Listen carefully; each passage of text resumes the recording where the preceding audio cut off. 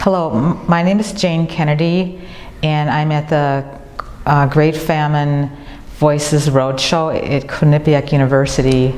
And I'm here today because I've been interested in I'm a Tuke descendant, and I've been fascinated since learning about my history, my family's history, to learn more about what occurred, what Mr. Tuke did for my family and other descendants.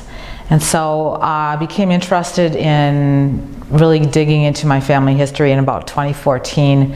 My father was an only child. He passed away in 2008. And the only thing I knew was my father, as I mentioned, was an only child, and I knew he had a number of aunts and uncles, and I knew that his father had come from Ireland. But that's pretty much all I knew. And so it was a I'm from St. Paul, Minnesota. I live there. I've lived there all my life. It was a very cold winter in 2014, and I started doing some research online, and I found a site that led me to put in what county in Ireland my grandfather lived in, and within a very short amount of time, like within a day, I was getting people responding to me, telling me that they knew where my grandfather had lived in Belmullet, County Mayo. And I couldn't believe it. I was, for the first time, having some knowledge about my Kennedy ancestry, because my father really never talked about his family. We would go to wakes and some weddings, but that was when I was very little, and I remember going to some of these, but I don't remember anything. I remember hearing names of his relatives. So I was very excited. I corresponded with people online throughout the next few months, and by March I decided I wanted to come out to Ireland and come exactly to see where my grandfather lived. And so what I found out was he was part of the Tuke assisted immigration. He left in 1883, on May 25th, 1883, on the SS Austrian. His parents were both 30 years old. My grandfather, Martin Henry Kennedy, was 8. He was the oldest of the 4 siblings that came along. He had a younger brother, Patrick, a sister. Patrick was 6, Mary was 4, and he had a sister, Sabina, 2. They left, and they believe they came to, they landed in Boston, and I believe they arrived on June 7th of 1883. And I've looked into research and I have been able to find, obviously, the passenger, the manifest of the ship. And I know that everyone in the Kennedy family arrived alive. But from that time, I have no knowledge of what happened to what would be my great aunt Sabina, who was 2. There's no record of her. She does not appear in any of the censuses that were taken. And so she remains a mystery to me, but I'm not giving up on her. I want to continue to see what I can do to find her if possible. Once they arrived in Boston, they took a train to western Wisconsin. And there is the country, Wisconsin is a farming country, and I've been told, even by my father, that a lot of it resembles Ireland in the fact that it's rocky land. And so his family moved to Ireland, to Minnesota with essentially the neighbors that they left with on the expedition on the SS Austrian. There's all their neighbors from Belmullet there, actually the town of Cross. And I have gone to visit, so my grandfather and my father then lived there. My grandfather actually married a woman of German descent who lived on the other side, in the eastern area of Wisconsin.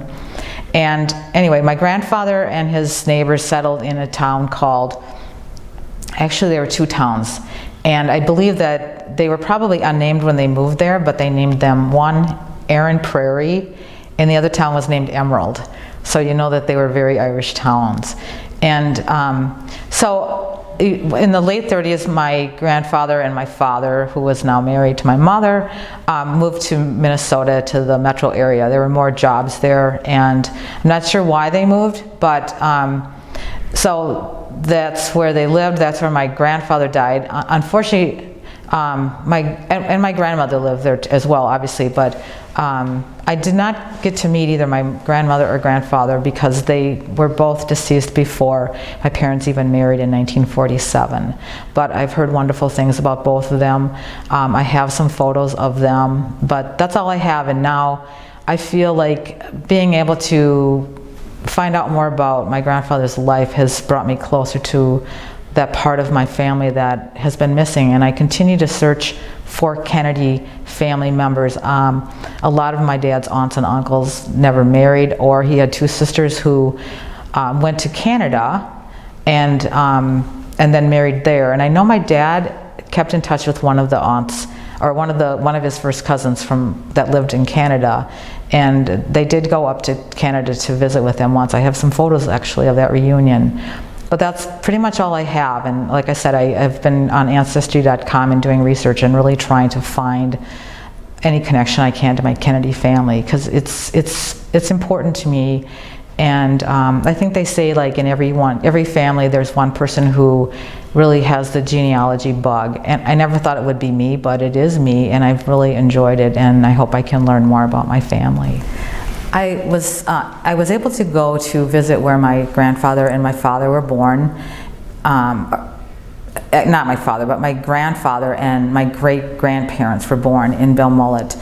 And so my great-grandfather was born and my grandfather were born in Cross, and my great-grandmother was born in Binghamstown, which the two towns are very near to one another. I was very fortunate to visit Ireland in 2014, and I met my third cousin, Mary Kennedy Carolyn, who greeted me very warmly and welcomed me introduced me to her family and welcomed me. She took me to some cemeteries. She took me to the little village of Cross to see where my family lived. I was able to visit several heritage centers while I was there. To my surprise and delight, one of the women who runs one of the centers there had sent me an email about 2 weeks before I visited and said, "When you come, we're going to have a Kennedy family reunion for you." And I was shocked because, 5 months ago I didn't even know I had Kennedy relatives still alive in Ireland. And when I got to this hall to see this reunion, there were about 26 people that showed up, and it was very emotional for me, and it still is for me to talk about it sometimes, but it just showed that, even though I go back several generations, I just feel a kindredship to my family and to really where I came from. And, I think that when I started reading about Mr. Tuke and all that he did for us, again, it makes me very touched that he cared enough. I mean, here's an Englishman coming to the rescue of starving Irish people. And I will say this, and I've said this in social media, that if it wasn't for James Hack Tuke, I really don't think my family would have survived what was going on back then, because I think it was horrible, and how anyone actually made it out alive and was able to survive is pretty miraculous.